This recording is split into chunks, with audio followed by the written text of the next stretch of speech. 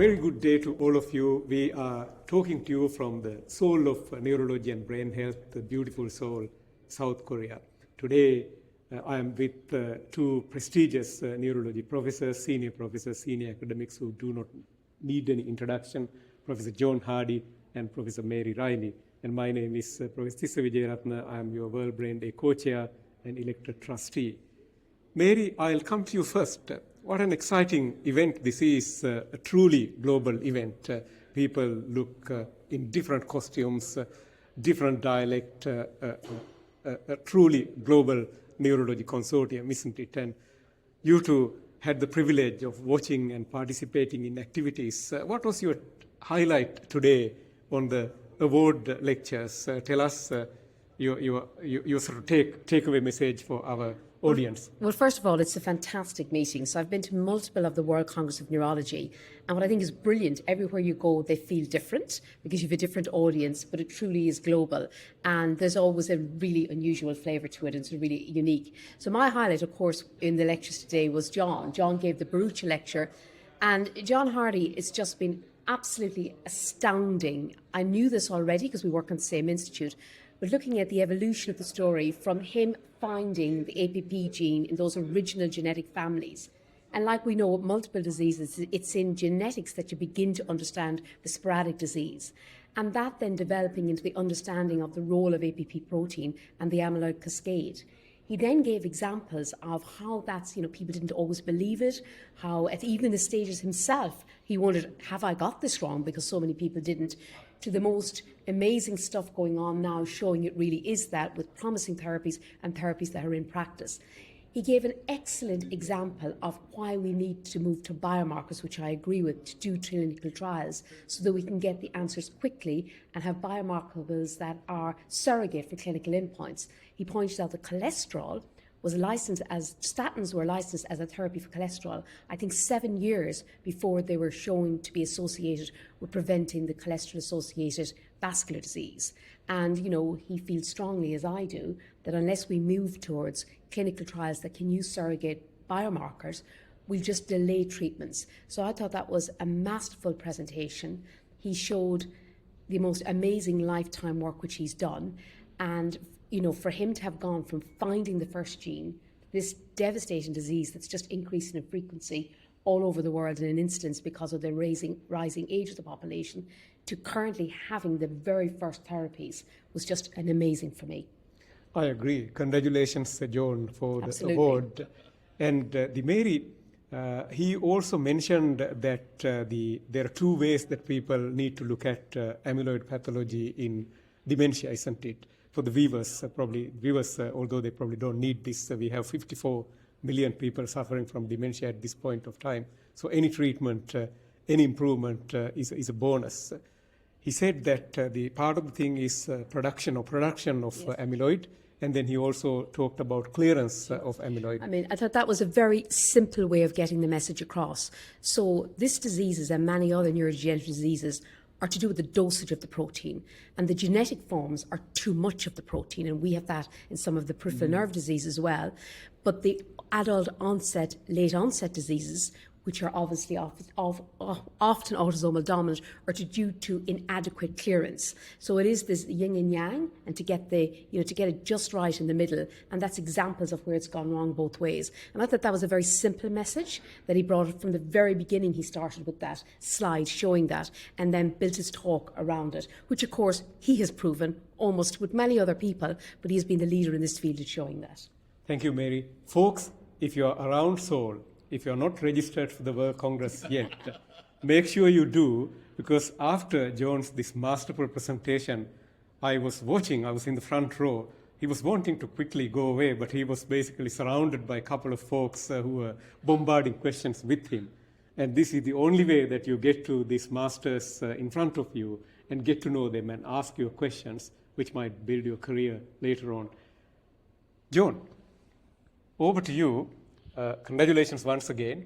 Tell us your highlight. We also watch Mary's masterful, typical queen-like presentation. What did you take out of her story? Almost like the same thing in a different disease. Yeah, Mary, you were too kind, really too kind. And it was, of course, it was nice to give my talk this morning because, of course, it's a field which has moved, and I'm just a representative in many ways. But I have to say that what really struck me from Mary's presentation was how similar it was to my presentation, really, except instead of I've worked on really one or two diseases, Mary's worked across the board on all the peripheral neuropathies, and to see her outline how mechanism-based therapies are sweeping the board, that is the message I think we're going to take from this meeting overall. I was really excited. I didn't know. I should say that Mary and I go to the same sandwich shop at Queen Square every day, so I see Mary in the queue for sandwiches virtually every day. And I didn't know about many of these diseases which her and a group have really started to move forward. And she's mentioned a couple about gene dosage. She's CMT1, which is a gene dosage which her group really works on. It was a model for us when we found synuclein duplications. And the TTR deposition problem in peripheral neuropathies was absolutely one I have always had in my mind in respect to amyloid deposition in Alzheimer's disease. There are so many similarities, and to see those also is very exciting. And that's another reason I think that these congresses are good. If we go to Alzheimer congresses, we hear about Alzheimer's disease. To come to this congress and hear about all these other diseases which have clear analogies is a real education, and I loved hearing that. I should listen to Mary lecture back home more often because we obviously share a lot of colleagues and so on. And for you all friends, you all know that 1 in 3 of us are having a brain disorder or neurological disorder, whether we like it or not, as per global burden disease data. That's 3.4 billion people worldwide. The disability-adjusted life years from neurological disorders are getting more closer to 500 million now. These are staggering numbers.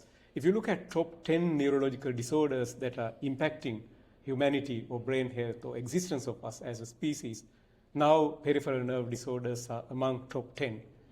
I just think it's worth saying to young people, to young clinicians, it used to be said that neurology was merely a specialty where you diagnose patients and sent them away. This is really the time to get into neurology because it's the time of treatment, and it's changed completely from when I was a young postdoc. It's now a time when neurologists are really altering the outcome of their patients, and it's really exciting to see that. I mean, I completely agree, John. And I think, what we talked about earlier in our talks is, the development of the way we can manipulate the gene by antisense, siRNA, gene replacement therapies, and gene editing. It's been developed disease agnostically. Yes. So it's been across medicine, revolutionized diseases, but it can be focused in the mechanism of individual diseases. This is, I would say, this conference, the World Congress, is a pointer of a huge change. We've had the Huntington's disease, really exciting story in the last few weeks of intracerebral delivery of it. So I think this is really the beginning of a huge change. It means we'll have to, study diseases again, the natural history of treated diseases. And I know access to treatments across the world are not the same. That doesn't mean we shouldn't start and try to get them right and then look at all of the other reasons and all of the other tests and diagnosis, etc. So I think it was a very exciting, to hear this. And John is right. Repeatedly over my career, I have heard my colleagues speak at these kind of meetings, never in specialised meetings, and very rarely in our own institutions. So it's a really good way. And I hope the fact that they put the two of us together from the other ends of the nervous system, that actually it worked well, I think, in terms of starting the meeting. Yeah, it was very nice, very nice. Among the other activities during the day, I was fortunate to drop into Asia-Oceania Association Neurology section early in the morning. There was your good friend, Professor Christopher Chen, was presenting the vascular cognitive impairment and new biomarkers and the way that they wanted to tackle. There was a beautiful presentation from an epidemiologist from China who was basically having done about sort of 10,000 plus digital assessment tool to pick up dementia early, which has relevance to what you mentioned about sort of picking the disorder early and then treating them early to get amyloid clear faster, at least for those amyloid-dependent etiologies. Then I spent some time in the stroke section, which is equally wonderful. And as you said, during our medical student days, we had no treatment for any stroke. Up until recently, we really mastered hyperacute stroke therapy, clot buster therapy, clot extraction, etc. But intracerebral hemorrhage still, at least in my mind, up until recently, we didn't have proper treatment. But today, when I listen to all the ICH experts from Charlotte, from France, and then Craig Anderson from Australia, and few other the researchers, it looks like that the intracerebral hemorrhage, we have to do the same ordeal like we do for ischemic stroke. Go early, the treat early, surgical evacuation early, the really sort of the terrific blood pressure reduction, etc. So it looks like that therapeutic nihilism in the hemorrhagic stroke would go out of the window as it is. And also there was a section on brain health. The WFN president, International League Against President Al Aget, myself as the World Brain Day co-chair, we talked about brain health, and we were basically talking about we can't just go on saying that 1 in 3 of us are having a brain disorder without getting our words into action. We want grassroots level preventive measures, treatment measures, training opportunities, etc. It's been one hell of a fabulous day, basically. Yeah, I mean, I went to 2 different things that I would like to mention. One was the neurological complications of immune therapies for cancer. I mean, that's a completely new field that didn't exist till 9 years ago. You have the checkpoint inhibitors, the CAR T therapies. I mean, there was an astounding number of drugs, but also a whole new field. And of course, the interaction between the immunology, both the innate immunology and acquired immunology, and neurogenetics and neurodegeneration is huge. That was very interesting. And then I've just been to Henrik Zetterberg talking about the biomarkers of Alzheimer's, another of our colleagues. Now this was astounding because you read about, people need to work very hard in midlife on their risk factors for brain health, which include exercise, obesity, cholesterol, etc., etc. And that's undoubtedly true. What he beautifully pointed out is that does not affect the Alzheimer's pathology. If you look at the biomarkers and look at the pathology, that doesn't take away from it being important, but I think it's important to work out what it does, because I know I've met patients and families who have Alzheimer's who almost felt guilty that they weren't doing enough with their lifestyles. So what he did is dissect out that that's probably affecting your vascular health, which of course is extremely important. So that to me was an excellent talk late this afternoon. Wonderful. Any other comments, John, as we wrap up this day? Well, I think mentioning Henrik's work makes me think that one of the other things that I'd meant to say was that the other change is biomarkers for early detection overall, where the technology is really driving progress. And I'm sure it's in other areas too, but in neurodegeneration it's completely revolutionizing our ideas of these diseases. I'm sure it's across the board in neurology, and this is also something. And these biomarkers can be relatively inexpensive. So, we know, for example, that amyloid PET is incredibly expensive, but if we can get essentially the same data from blood biomarkers, then we can open it up more to the world as well. And I think that's going to be an important development over the next couple of years. Thank you all for participating in this daily recap, and thank you so much for my co-hosts, our queen of the genetic neuropathies and neuropathies, a good friend and colleague, Mary Reilly, and the king of the genetics behind the dementia, John Hardy. And thank you so much for joining in. And we really enjoyed recapping the day, and we really had a good time.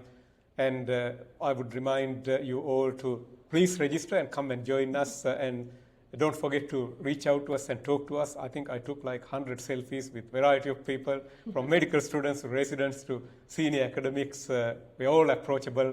and we are here to learn from one another. And join us, and see you tomorrow.